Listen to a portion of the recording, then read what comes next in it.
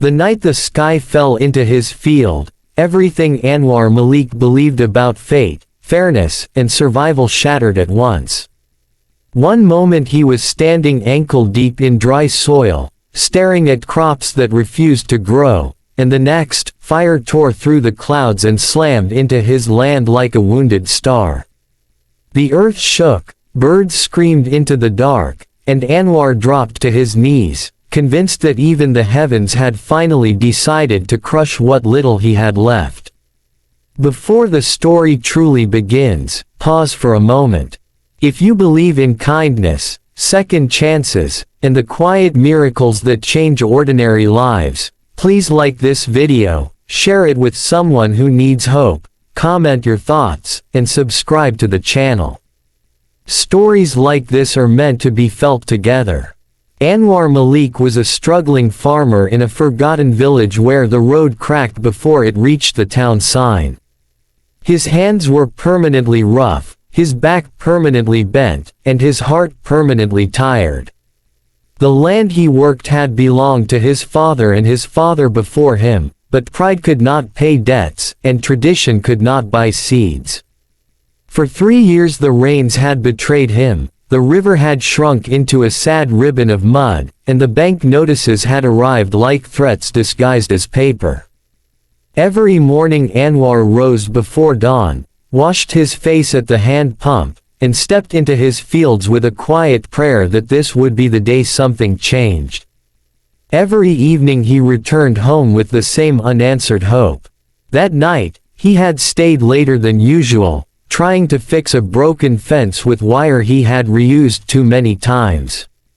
His wife had passed away years earlier, taken by illness he could not afford to treat properly, and his small mud house now held only silence and memories. His daughter lived in the city with relatives, chasing an education Anwar could barely support. The land was all he had left, and even it seemed ready to abandon him. When the fire fell from the sky, Anwar did not run. He stood frozen, heart pounding, ears ringing, watching smoke rise from the far end of his field. Fear wrestled with curiosity, and curiosity won. He grabbed a torch and ran, stumbling over clods of earth, his breath tearing his chest apart. What he found near the scorched ground was not an answer from God or punishment from the universe. It was a broken aircraft, small, mangled, half buried in his crops like a wounded animal. And beside it lay a woman.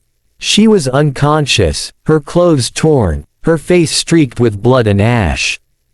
The sight terrified Anwar more than the crash itself. He had never seen a plane up close, never mind a crashed one, and the responsibility of another human life suddenly pressed down on him like a mountain. He had no phone signal, no nearby hospital, no money. All he had were his hands, his fear, and a stubborn sense that walking away was not an option. Anwar carried her, step by step, across the field that had never given him anything easily. Every breath burned, every muscle screamed, but he did not stop. He laid her on the charpai in his home, cleaned her wounds with water meant to be saved, and wrapped her injuries with cloth torn from his own shirts. All through the night he sat awake, listening to her shallow breathing, wondering if this act of kindness would cost him everything or save him from losing what little remained of his soul. Days passed slowly, measured by the sun's movement and the sound of her breathing growing stronger.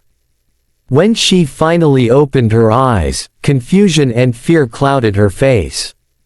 Anwar felt suddenly small, painfully aware of his poverty, his cracked walls, his bare room. He expected anger, questions, blame. Instead, he saw gratitude mixed with disbelief.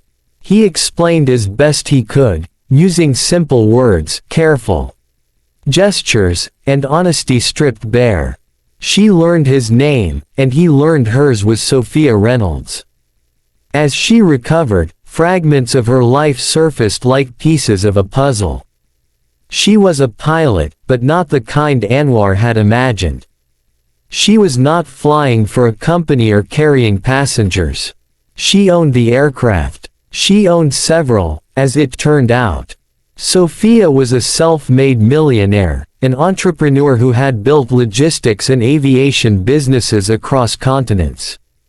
The crash had been caused by a sudden mechanical failure during a solo flight meant to clear her head after months of relentless work. Anwar struggled to understand the scale of her world.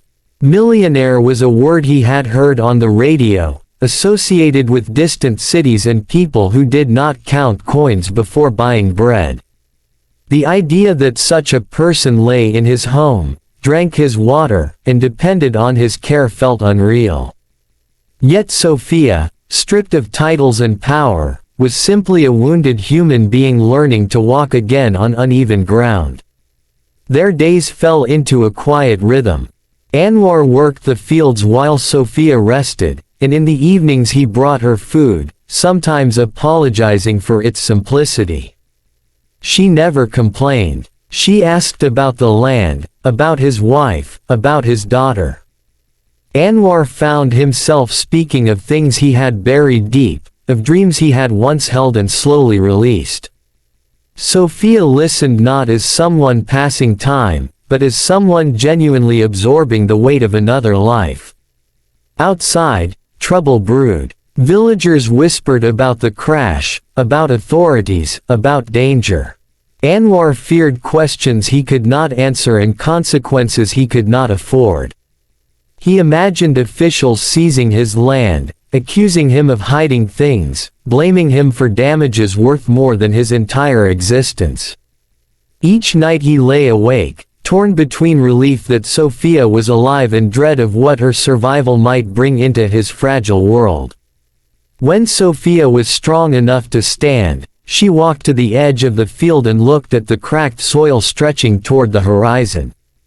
She saw not just poverty, but struggle etched into the land itself. She asked about the bank notices, the failed crops, the debts stacking like stones on Anwar's chest. He did not ask her for help. Pride and shame kept his mouth closed. He had helped her because it was right, not because he expected anything in return. The day officials finally arrived, Anwar felt his heart drop. Vehicles raised dust on the broken road, men in uniforms and suits stepping out with questions sharp as knives. Sophia stepped forward, steady despite her healing body, and took responsibility for everything. She spoke with authority, clarity, and calm, shielding Anwar from blame he never deserved. In that moment, Anwar saw not a wounded woman, but a force shaped by hardship of a different kind. After the investigation ended and the wreckage was cleared, silence returned. Sophia prepared to leave. A helicopter arrived, clean and powerful, hovering over the same field that had almost taken her life. Anwar stood watching, unsure of what he felt. Gratitude, relief, sadness, and fear tangled inside him. He expected a handshake, a thank you, and a goodbye that would return his life to its slow decline. Instead, weeks later, change arrived like rain after drought. Notices from the bank stopped. Workers appeared to survey the land. New irrigation systems were installed, solar pumps replacing broken ones, seeds delivered that promised resilience instead of despair. Anwar learned that Sophia had quietly bought his debt, not to own him, but to free him. She invested in his land, not as charity, but as belief. She partnered with local farmers, creating a cooperative that gave them access to markets they had never reached. Anwar's fields turned green in a way he had not seen since childhood. The soil responded to care and resources as if it had been waiting all along. His daughter returned from the city for holidays and saw her father standing taller, smiling more easily, hope softening the lines of his face. The house was repaired, not into luxury, but into dignity. Sophia returned months later, not in a helicopter, but in a simple vehicle, walking the fields with Anwar, her boots dusted, her laughter light. She never spoke of saving him. She spoke of partnership, of shared growth, of how her own life had been empty in ways money could not fill. The crash, she said, had broken more than her plane.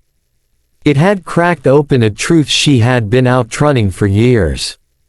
As the seasons passed, Anwar understood that fate had not chosen him randomly. Kindness, even when it feels like a burden, has a way of echoing back louder than fear. He had given shelter to a stranger because he could not live with himself otherwise. In return, he had received not just help, but a future stitched together by trust and humanity. Before this story reaches its final moments, take a second to comment below. Share what kindness means to you, or a moment when helping someone changed your life in an unexpected way. Near the end of the harvest season, as golden fields swayed under a forgiving sky, Anwar stood watching workers load crops bound for distant cities. He felt something unfamiliar and overwhelming rise in his chest. It was not wealth. It was not security alone. It was the knowledge that his life mattered beyond survival. That one choice on a terrifying night had altered the path of two souls forever. If this story touched your heart, if it reminded you that compassion can rewrite destinies, please like this video, share it, and let us know your thoughts in the comments. Your engagement keeps stories like this alive, reaching those who need them most. Anwar often returned to the spot where the sky had fallen, now marked by new growth. He would stand there quietly, hands in the soil, understanding at last that miracles do not always arrive as blessings. Sometimes they arrive as responsibility, pain, and fear, asking who you are when no one is watching. And sometimes, when you answer with kindness, they give you a life you never believed you deserved.